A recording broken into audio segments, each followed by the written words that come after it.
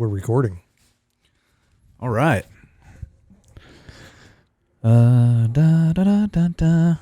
Kick it. I don't know what that was. I don't either. Don't do it again. Save it. It's enough of that. Welcome to Hardheaded. I am your host, Matt Amos. Along with me, as always, Chet. I'm not even going to come up with the name. Sears. And Troy, Three-Shot Trussell. And we're back for another episode.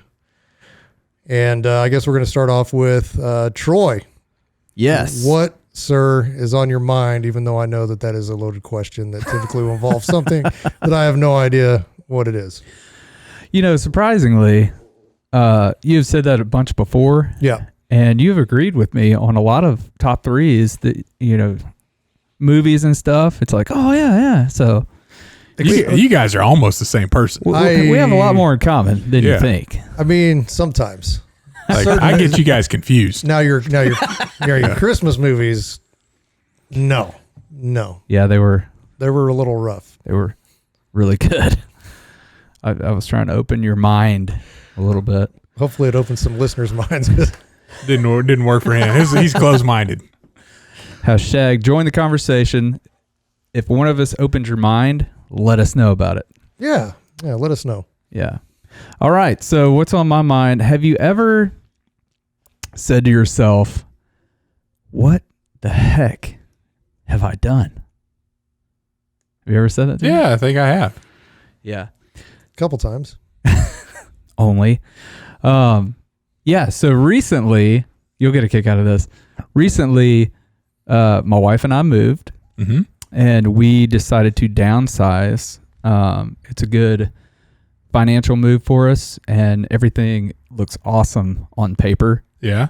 But going and living through this, sometimes we ask each other, Like, what did we just do? what did we just do? Yeah. Yeah. Okay. So that's what's been on my mind, is trying to unravel and put back together the move that we just made. So you had this plan. You thought it through. Right. This is how it's going to work. Everything lined up. You executed it. And let me tell you, really big fan of you hiring movers. This move. Hands down. Very, very big fan of that. Thank you. Thank you for that. I will plug their name when I am more prepared. I don't care who it is, as long as it's not me. Because they were awesome. Yeah. So our family has moved every 2 years, about every 2 years since we moved to Kansas. And, you know, Chet helped move the first 3 Or 4. or 4 times. And then he said, never, Like, yes, never you again. guys, this is too much. Like, this Like is, you're pushing boundaries. And I Yeah. started noticing that with some friends, and it's like, we're just gonna hire so some you movers. executed the plan, and now you're on the back end of it, Right. and you're like, what did we just do? Yeah. And when we calm each other down, like, you know, take a deep breath, you know, we have a long-term goal. Then we get okay. It's just living through it in the moment. It's just been really tough. Yeah. And so, yeah, we downsized we went from around a 2,300 square foot home to like a 1,400 square foot home with 5 children. Oldest one is 10. Yeah. And so our daughter has a room in the back, which is nice. Character building. This is just a great opportunity, right? Yeah. And so we put our three boys upstairs, and then the baby, another boy, in his own room so he can take naps and go to sleep and stuff. And then my wife and I had to build a wall for a master bedroom because it was lacking in that area. But it's working out. I think it's just tough going from that bigger space to the smaller space. We had the conversation the other night of, We have all the stuff to fill the big space. right. Yeah. I mean, we got rid of a bunch of stuff because it's like, well, we don't need that chair or that chair anymore. There's nowhere to put it. Yeah. And the house we moved into, the basement is like a dungeon basement. It's just got the HVAC down there. You know, it's Not livable. It's not livable. It was caked with mud the first week we were there because we had all that rain come in, and then there was siding missing on the side of the house that hadn't been put up yet, that got put up the next day. But the flood was coming in, and I was standing in my basement with like oh wow, in ankle deep water. Is that when you're first like, what the heck did we just do? That was like the first one. And so my wife had bought the foam can stuff that you shake up and spray foam, and I was like, I wonder if it stops water. And it does, because I just went in there and just stuck it in every gap that I could and just sprayed and stopped the flow of water. Yeah. But yeah, that was crazy, because I kept looking at it coming up the furnace, rising, and I was just like, oh gosh, this isn't good. Yeah. So, yeah. So what's been on my mind is the exit strategy, and we know we're months away from it. Excuse me. I'll cut that out. Please. I know we're months away from it. Hopefully months. Could be a year, which would be fine. But yeah, so there's a lot of options on the table, whether we, sell this house and move into another one and just take more profit off of this, or if we, lease this one and move into something else, or if we stay in this one and get an investment property and then move a couple years down the road. Yeah. So we still got a lot of options and stuff we're thinking about, but right now you're just like, what did we just do? Yeah, right now it's hard. Now that we've done what we did, what do we do now? How do we get from here to where we want to go? Yeah. Yeah. How did we ever survive in the mud huts with all those kids? I don't know. There are people still doing it. So, people in other countries, they're like, hats off, because, we go 30 minutes without electricity, or God forbid the cable go out and we can't turn on Netflix. Oh my gosh. What kind of a society have we become? This is... Now, if I don't have my Netflix or something, there's a complete downward turn at my house. Yeah. It's crazy. I'm with you. We had a few nice weather days not too long ago, and it was said to my kids, you will be outside all day. Like, we're not coming in. This is spring's here. It's time to get out, enjoy this sunshine, get some vitamin D. And it worked. Yeah. But I don't know how many days in a row that would work. Just catch a nice day on a weekend. Yeah. I came back from Kentucky and came inside, and here it was pretty nice when I got home. Of course, the weather turned here in the last couple of days, and it's been windy and cool. But my youngest plays softball and soccer, and then my oldest, is into the figure skating deal. And I came home, and both of them are in their own rooms watching whatever YouTube or something, right? Mm-hmm. So I go, like, is this how star soccer players and softball players spend their day? I go to my other daughter's room. Is this how champion figure skaters spend their day? I just want to know. Just need to know. Just how need they to train. Because it's definitely not training. I think again it goes back to parents leading your kids in the right direction, and hey, get outside. Yeah. Because there's nothing that beats that fresh air, and when you've got 5 kids and 1,400 square feet, get outside. Yeah. Yeah. Do something. One of the first things that we did, and we just completed with the laying of the sod, is we completely redid the backyard. So we put a fire pit with gravel around it, and then we did a layer or a dude, I need to come by section. Yeah, it's awesome. We did a section of sod, and then the back is all mulch where the trampoline is and everything. It's just really looking awesome back there. So yeah, and that's where they go. Yeah. Like, it's fenced in. We put up a fence, privacy fence, did all that. It looks awesome. Yeah. So sweet. Yeah, I'm inviting myself over. Anytime. Okay. Y'all are welcome. You're gonna have to come and mulch and fire pit my place. My daughter and my wife designed it and put in most of the sweat equity, and because I was actually at a men's retreat the weekend they started it. Oh, imagine that, hey. Yeah. I gotta go. I gotta get out of here. Yeah. what have I done with my life? I'm going to go to a men's My retreat. wife is notorious for starting projects when I go away for the weekend Yeah. and not being done when I get back. See, Yeah. my wife and I, we had to call a truce. So I've got a bunch of mounts and, various game animals that I've taken, whether it's a European, skull mount or, a full shoulder mount or, any of Moose, elk. the elk's not mine. The elk is Steve Peoples. That's his. The moose is mine, and it wouldn't fit in my house. That's why it's in the office. But so Hence the trophy room. That's why we call this the trophy room. like There you go. we actually in my house we have to we have to move mounts off of the table before we have people over if we're going to seat more than 4 people. So I've got on our dining room table, That's awesome. I've got an alligator hide, I've got a buffalo hide, I've got a Japanese sika, I've got a nilgai shoulder mount, and then I've got a mule deer shoulder mount. Because you just don't have anywhere to hang them? I don't have anywhere to hang them. Did you Nope. eat that sika deer? Yes. That is some of the best meat I've had.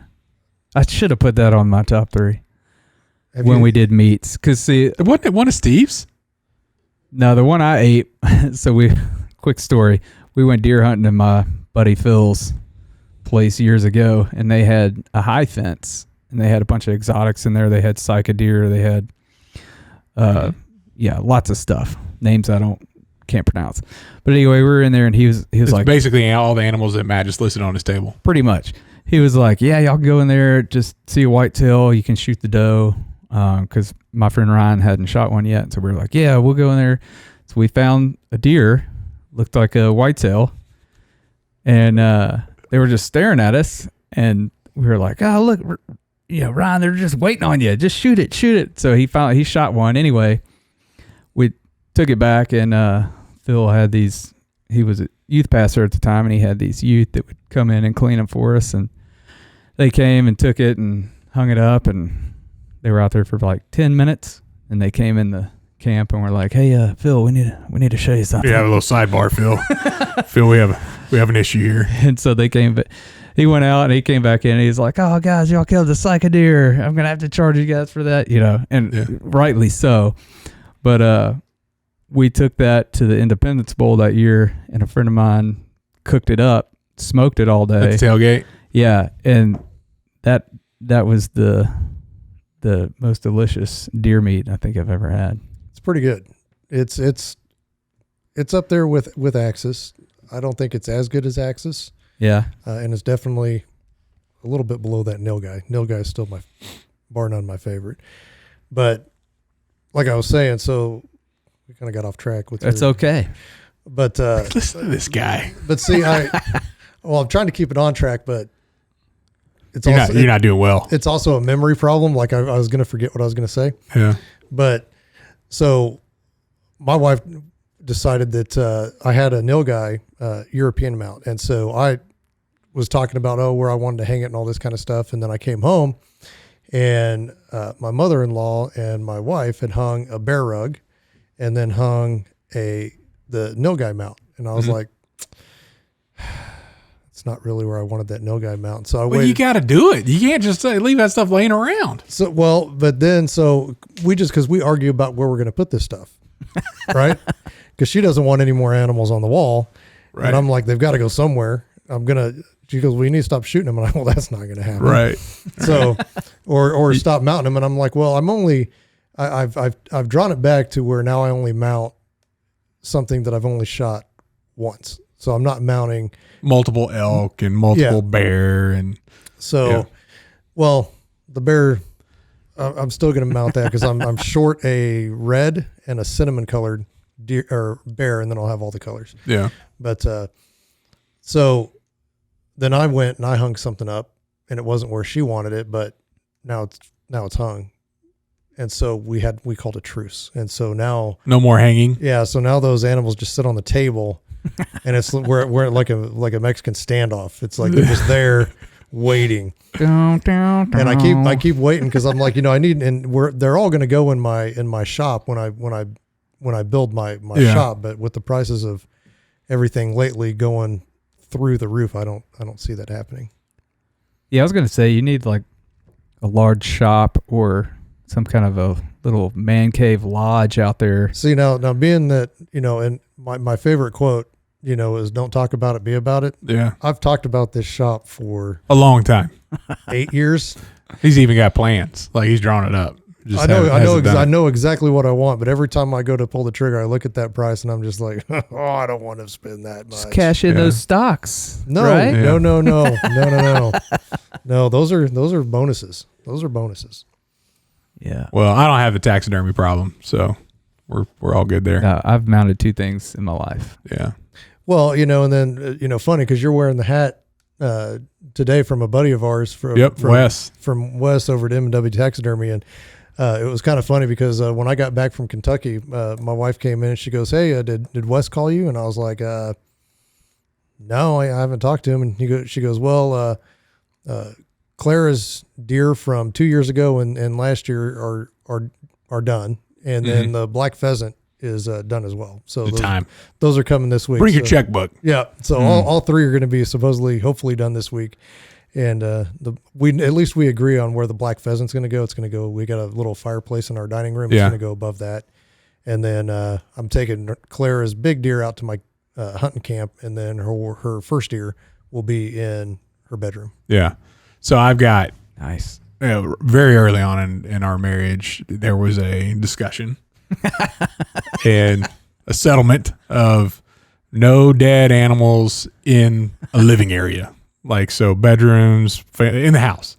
So I've killed a lot of ducks that I wish, oh man, this would have been nice but I mean, what am I going to do? Put a duck in a garage? That's not going to do it justice. So I have European mounts, whitetail, and just some antlers, but all in the garage. Mm-hmm. But I did stop by and see Wes with that bison head, and it'll probably go in here.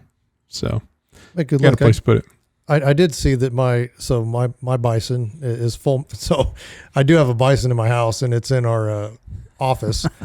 And then she let me put I had a pronghorn antelope, which if Troy needs explanation on a pronghorn antelope and a nilgai antelope, we can do that. Yeah. I'm going to put a picture of a nilgai and a pronghorn antelope up for everybody to see now. Just take your pick. But that went. One of them's like 600 pounds. I got it. I got that approved in the bedroom, and she goes, I don't really mind that one so much because it looks like he's smiling, and I'm like, all right, I guess it's a happy dead animal. Yeah. So shoot me, please. But, and she's more a fan of the European stuff, the bone, Yeah. She just really doesn't like the eyes, and I was like, well, that's where the realism comes from, that's right. But so I am pretty lucky, I guess, for what I've gotten away with so far, because there is a full-size bear in my living room. Yeah. 2 bear rugs on the entryway. That's the Hall of Bears. Right. Hall of Bears. Bear stuff. Yep. Yep. So, and then that buffalo, that is a big mountain. I mean, that's every bit as big as that moose size-wise. Nice. Well, cool. So. Awesome. I think we need to take a break. We can take a break. Let's take a break. Welcome back. Oh, I'm sorry. Was that your? I mean, so that's the whole thing. I mean, Chet runs me over. I think we need to go to break. And then Troy, hey, we're back. Whatever. That's why, you know what? I'm not going to do intros anymore. I'm just going to pass it off. You don't get to determine what you get to do or not do. I've got the schedule right here. We're going to vote. Vote. We're going to vote. Troy and I say you do it. Yeah. Very well. 2-3. So, fine. Shut up. We're going to top 3s.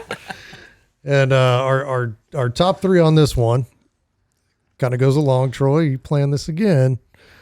Top 3 ways to increase the value of your home.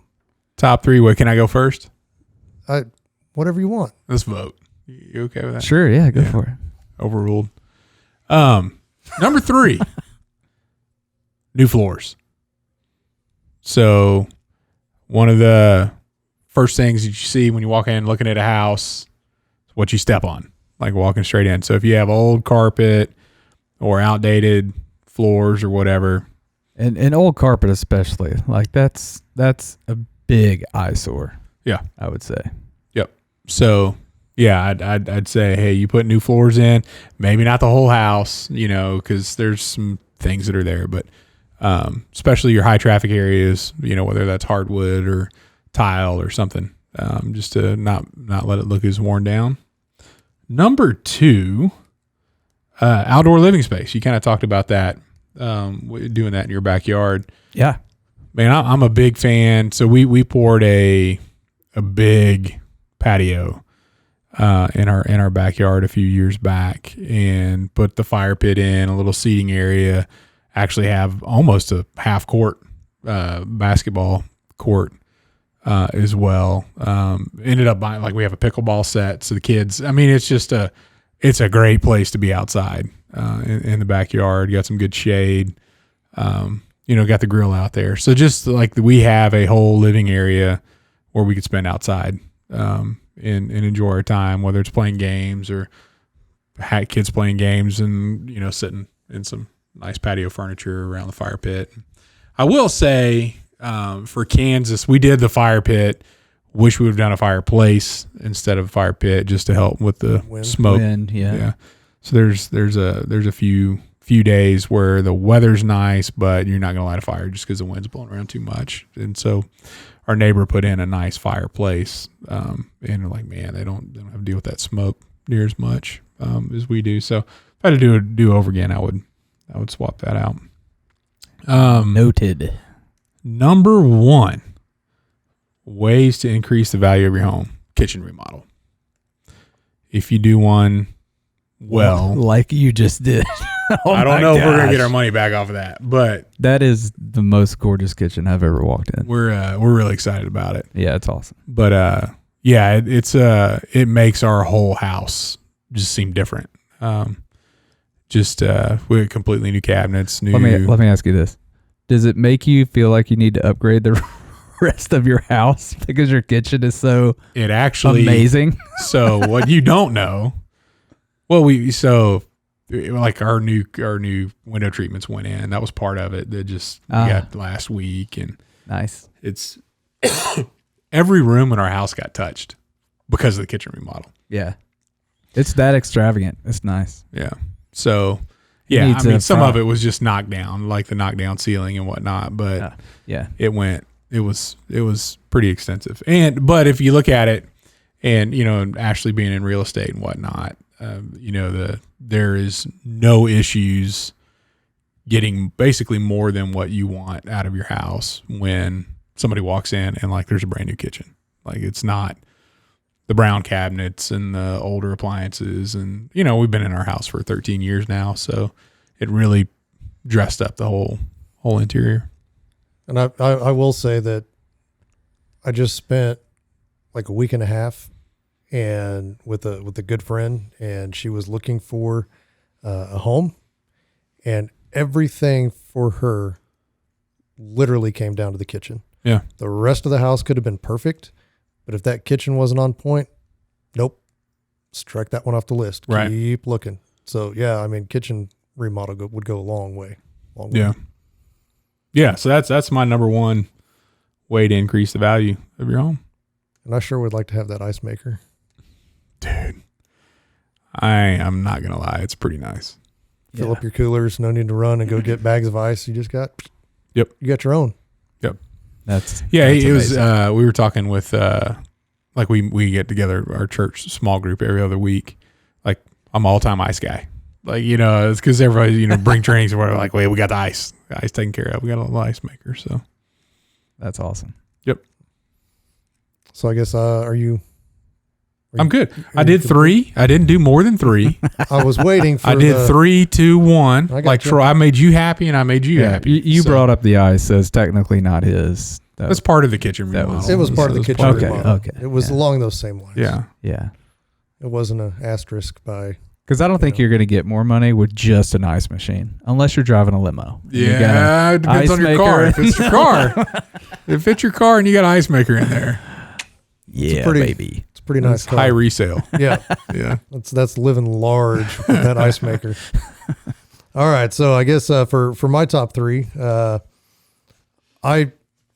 don't know. So I've been in the military, so I've all of my homes I couldn't do anything with. It was basically live in them and don't mess them up, because then you lose your deposit when you get out, and then whatever.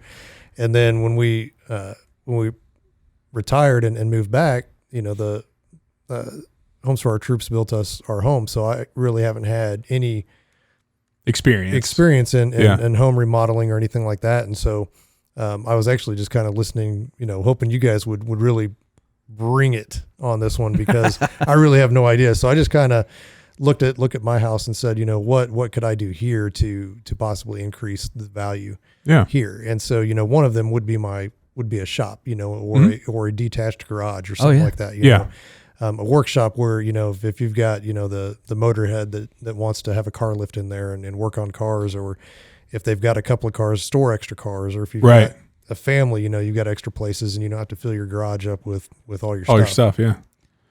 And it's also a good thing if you've downsized from 2,300 to 1,400 square feet. Right. And you have a detached garage to put all your extra stuff in. So when you move back to something larger, if you already have it there. You're not paying for storage. So, a shop. And that's kind of been like the one thing that I've been trying to do for the last 8 years, and just have really hard time, because again, like you don't know if you're going to get your money back out of that kitchen remodel. And while I never intend to sell my house, I want to be able to have that, whatever you put into it, you want to get out. Yeah, I want to have that equity. And I'm sure that our kitchens we're going to get paid for that if and when it's time to get rid of our house. But our mentality behind it was like, is it time to move? Do we want to get a bigger place? Well, we did do the outdoor living space a couple of years ago. Really like that. And then we're like, well, what else don't we like about our house? And they're like, well, it's our kitchen. So, well, if I invest in this, then I'm not buying another place. Right. So that was our mentality. It's like, we'll make an investment in it. It'll make us want to stay here longer. It'll increase the value of our home. But it'll also keep us from feeling like we wanted to quote unquote upgrade. And then you find out that a majority of the houses that are out there aren't in the condition that you want anyway. Yeah. Right. You're gonna have if you did, if they were, you're going to be paying way over top dollar for it. So that's kind of what led us down our path to make that decision. So along those lines with your kitchen was when I made the plans, like you said, I've got these plans all drawn out, was to add an outdoor kitchen. Yeah. And outdoor entertaining area like you were talking about. And I was going to do it with the chimneys specifically because at my house, there are no trees. Yeah. That wind whips across there, and I can, I know when that wind's, typically it's going to be out of the south or the north. And, and so I can adjust for that when I'm designing the outdoor kitchen, and, have a nice outdoor stove with seating area covered with like a pergola type thing and fire pit, and, just you put your smoker out there, just because my house backs up. We've got a nice view of the lake, and you can sit out and just enjoy it. Right now, we don't have anything like that. I mean, especially in the summertime when that sun's setting in the west, and you're sitting facing the west, and it just burns you to death. And so, trying to find those ways to make outdoor time a little bit more enjoyable. So, outdoor kitchen and shop, and then the third one that I kind of came up with was a whole home generator. Yeah. We have one at our home. I love that. It's when it's working, it's phenomenal. Yeah. And I almost kind of feel bad because whenever we lose power and my house is all lit up and everybody else's house is dark, and it's like maybe we should just let me give you a card. You can go call this guy. Invite people over. No, you just kind of here's where you go buy one of these things. That's what you give them. But that thing has saved us more than a couple times, and we're having issues right now. I need to get some work done on it because I have to go out and physically turn it on. It's not actually when the power shuts off. It used to automatically just boom and come right on. Now it's not switching like it should. So I've got I think it's a programming issue. It's not like a part. Yeah, the generator runs. I'll never forget. So we had one of the factories I worked at. We had a whole factory generator that would run. Yeah, power goes out, and 30 seconds later it switches over and then runs all the essential things inside the factory so you can still produce. And we had gotten it installed not too long before we had a big power outage issue. Well, those things are on a maintenance cycle to where they automatically turn on and run the motor and do all that kind of stuff. Ours is every Friday for 15 to 20 minutes. Yeah. So had everything installed, set up, big deal, cranes, this huge thing. And then we lost power and everything shut down. And then just a little bit later, you hear, it cranks up, and then all the essential stuff fires back up. And everybody's like, yeah, from a leadership perspective, you're like, yeah, we invested in this, everything, 10 minutes later, boom, everything went out. Like, what happened? It ran out of gas. Like, the maintenance cycle's been burning gas this whole time, for however many months we had it. And then nobody filled it up. Nobody filled it up, Yep. So when we needed it, it ran. And then it just like, then they're going, and we don't have like all the containers. I mean, it's just ridiculous. Did the factory workers like cheer? Yeah, like, we get to go now. Yep. And so at my house, we really don't have that issue because ours is a propane. Yeah. It's powered by propane. yeah. And, it's literally, we have a 500-gallon tank, and that is the only thing That's all it runs. that tank is hooked up to. Is Yeah. that. Mm-hmm. I know, to the chagrin of my wife, because she wanted a gas stove, and we just haven't. Electric.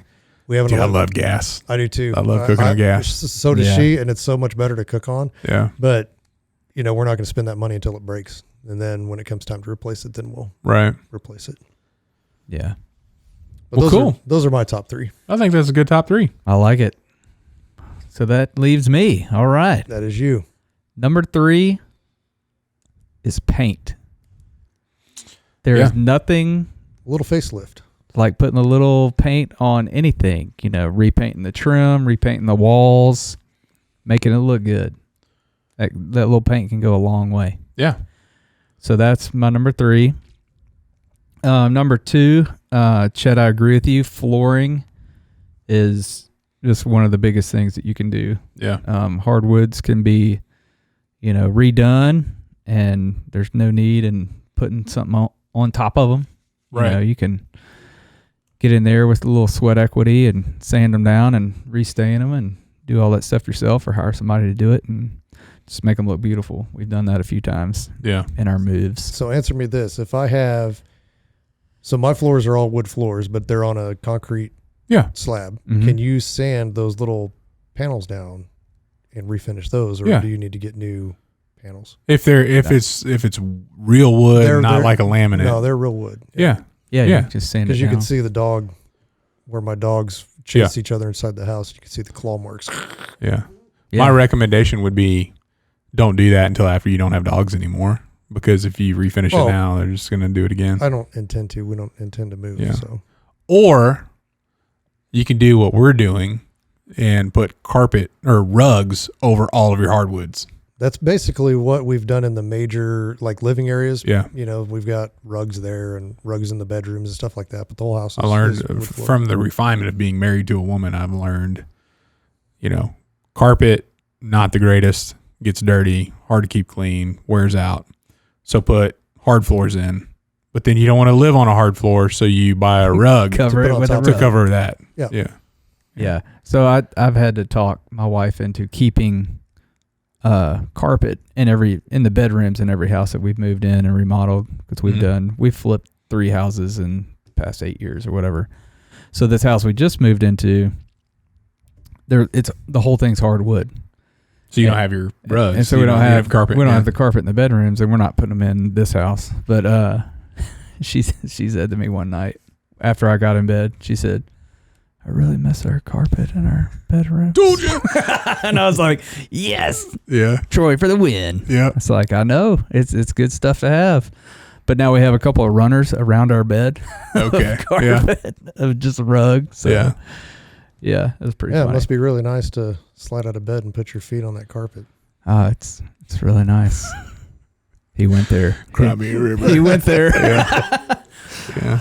Oh, so that reminded me. Had a friend text me and said about one of our podcasts, recent ones. He said, a leg falling off in a podcast is probably the funniest thing I've ever heard. I said, yeah, that was pretty funny. It wasn't funny at the time, but no, I was mad at that guy. Yeah, I remember that. that was pretty funny. All right, so number 1. Wait, let me rewind. So I got a Go question ahead. for you too, because I'm trying to learn here. Yeah, do it. So they've got that laminate Mhm. vinyl, or it's luxury laminate, whatever. So would you do that over, like is that Like, would you put it over? No, would you use laminate instead of hardwood? Yeah. Is that your question? Yeah. It depends on your budget. It depends on your budget, and I think it depends on your usage as well. So I put laminate in my basement because they honored a 30-year warranty being installed in a basement. And typically, if you do wood in a basement, then you don't get any warranty on that because, moisture profiles and other things. So we have like a wood floor that we put in upstairs, and then we put a laminate in the basement. They're almost identical. They look really close.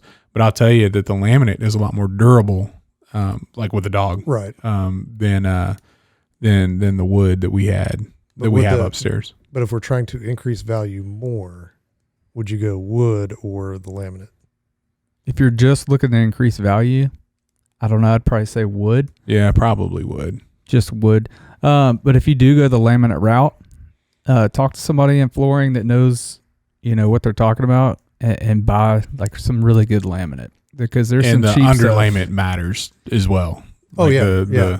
Yeah. Well, we laid that stuff here at the office, and there was we just put it's floating. And so we just put it right over the top of the floor and those little undulations in the floor, that you can hear it when you walk over it. So I would imagine that padding would help that a lot, but we didn't go that route. We don't need it here.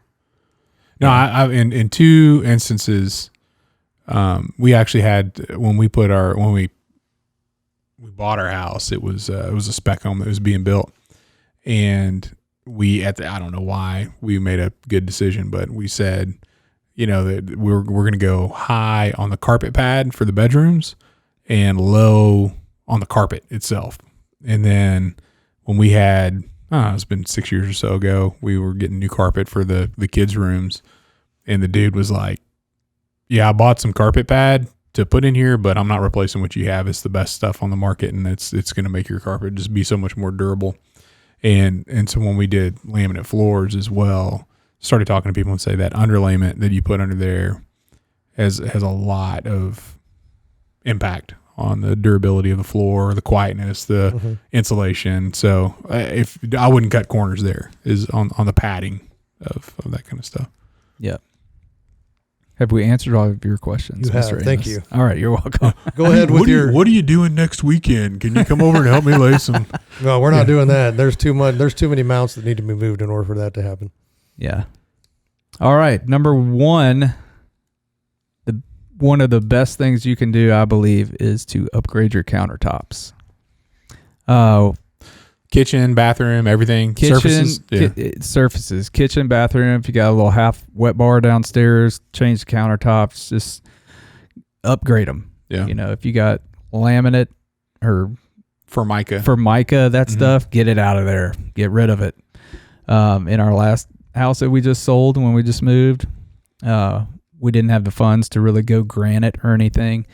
So I don't even remember what we put in there. Butcher block. That's right. Because we were when we were doing our kitchen remodel, that was one of our first options. Was we were thinking of going butcher block. And so my wife is real handy, and she actually built the butcher block cabinet or countertops herself. And so that was a huge ordeal and undertaking. Glad we did it. I think it improved. I think we would have gotten a lot higher offers if we would have gone the granite or solid surface route. So yeah, just from previous experience, countertops is very important. We actually have a mystery going on in my house right now. So we have granite countertops, and my wife asked me yesterday, she goes, you know where this chip on this countertop came from? And I'm like, no. So I was moving the nail guy off the table and put it on the counter. And I was like, I haven't been home, so it had to happen like while I was gone. But strangely enough, she doesn't know where it came from. I don't know where it came from, and both my kids say it wasn't us. Yeah. Something happened. Something happened. I don't know what it was, but something happened while I was gone. I chipped that granite countertop, and I'm not sure how to fix that. Wow. I don't either. I would call a local granite company, and because I think they can patch how it. big is it? It's like a quarter. Yeah, it's like right on the edge. It's not even a quarter. I mean, we're talking like maybe. Nah, I just put some epoxy on that thing. It's like when you run your hand across it, you're like, oh, that doesn't feel good. Yeah. But Yeah. more annoying than anything. YouTube it. But it's a mystery. Don't know how it happened. Yep. One of my kids broke granite. Maybe your dog just needed a chew toy. Maybe they got mad at each other and one of them threw their ice skate at the other and it chipped the granite. No, at the price Those ice skates. those ice skates and the detailed care that goes into sharpening those things, there is no way that she would ever do that with the ice skate. They stay in their special container. Oh, and I mean, they don't even get left in the car if they go somewhere. Like they get taken because she's like, well, I don't want to go through the whole fitting process and all this again. Right. Nice. All right. Cool. All right. Are we on to a good word? I think we're on to a good word. And I guess, Chet, you're going to do that for us. Yeah. My good word for the day, for today's episode, is prayer. So I had a recent bout with COVID that was pretty interesting. And one of the neat things that happen, I think, any illness, especially when you're in a community like ours with believing people that care about you and pray for you, is, I don't know, it was like the third or fourth day, and my lung capacity I started having issues, and there were two things, physical and then mental, that go on. And Ashley walked in. Yeah, I don't know. It was mid-morning. I just remember being mid-morning. I'd been isolated from the kids for I don't know how many days. Like my son thought I was in Texas. Like he literally didn't know I was in the house. He's like, "Where's Dad?" It's like, is he down fishing? In Texas? I'm like, yeah. My wife is like, no, he's like literally been in his room for 4 days. Oh my. But I was just in a funk, and all of a sudden, like literally, I felt calm. I felt at peace. And I was like, man, I still physically feel bad, but mentally something just happened. Like something just happened. And Ashley walked in and she's like, how you feeling? And I said, I don't know what just happened, but I could tell you right now, I feel so good mentally. Like it's like all of a sudden this fog was lifted. And she said, hey, I just sent out a text to all my friends and they started praying for you. Bam. Like 5 minutes ago. She's like, it got, I started feeling bad enough about you and say, hey, we're calling in the big guns. And it was like a switch that flipped. She sent out a text to our small group at church and some other friends of ours. And then there was an immediate difference in my demeanor. So, just from an encouraging perspective, people don't know, like, they knew to pray, right? But they didn't know what I needed, but who they were talking to did. Right. And Ephesians chapter 3, verse 20, now to him who is able to do far more abundantly than all we ask or think, according to the power at work within us. So, he's going to do more than what we know to ask for. And I thought that was very evident in my situation, and in a very finite.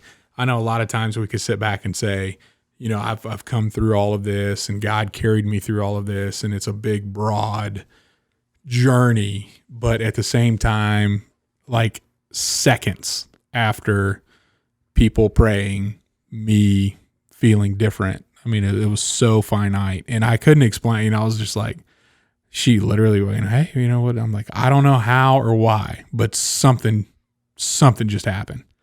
And she's like, well, this is what I did. I sent out some prayer requests, and it was instant. So, I was reading an article that, basically it's kind of a summary of that Ephesians, but God answers better than we ask. Like, people didn't know exactly what to ask for. He knew what I needed, and he provided that based on somebody asking something that they didn't know exactly what they're asking for. So prayer works. I mean, there's evidence in my life of that. Absolutely. That's awesome. That's cool to see the hand of God move like that. And I know it says somewhere also, when we don't know what to pray, the Holy Spirit steps in and prays for us. Yeah. So I think in those situations that happens as well. Yeah. Like I think it's Romans 8, maybe. Yeah. Like, hey, I know Chet's sick. If you just take care of him. Yeah. And Holy Spirit steps in and does his thing. So yeah, that's pretty awesome. So that's my word, prayer. I like it. And so to talk about the peace, that just kind of came over you. Yeah. So when I stepped on that second IED, I knew it was pretty bad. And matter of fact, I only found out like right before I left for Kentucky, which has been like 2 weeks ago. Yeah. That my heart actually stopped, and I don't know how many times my heart stopped. I didn't know that until my daughter and I were arguing about death, and I said, "You can only die once." Yeah.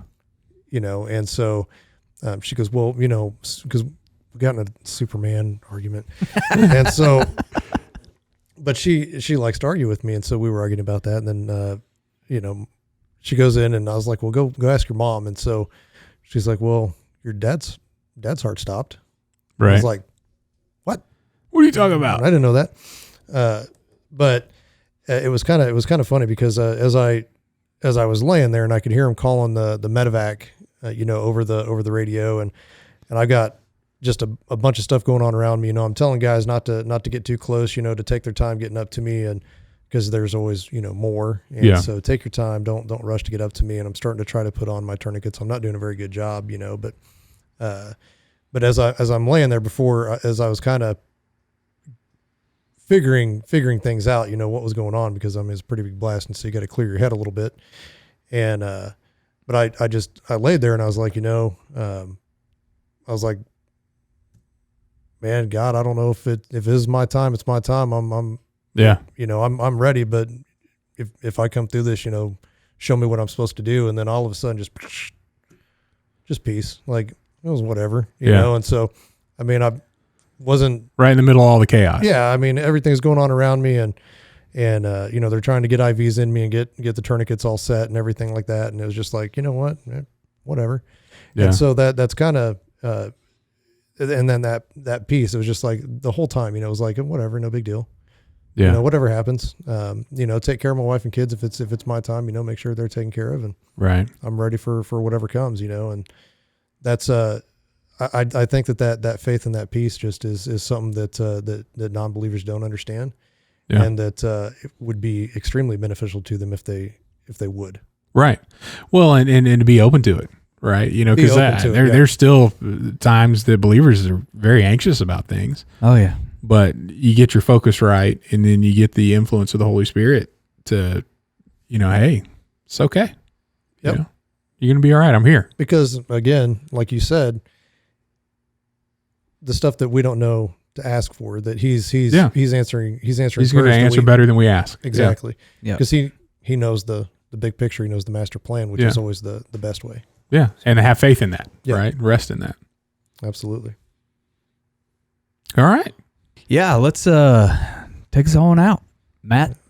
Oh no, I'm not taking us out, but I will put some music on to, all right, Troy, to take you got us it, out man. too. That's all you, man. All right. Welcome.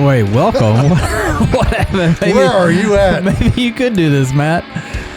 Thanks, everybody. This is such a disaster. Thanks for listening to Hardheaded on Apple Podcasts or Spotify, or wherever you listen to your podcasts. If you want to watch us, go to YouTube or rumble.com. Don't forget to like, subscribe, hashtag join the conversation. Tell us your top threes in the comments and what's been on your mind lately. Maybe we'll cover it in an episode. Talk to you next time. Keep going. Nice save. Yeah. We need a little extra music for you to cover that stuff up. No, we're good. I'm glad that music played that long. We have technically about a minute and a half of that left, so you could have really... No, I'm good. You're good? Good. All right.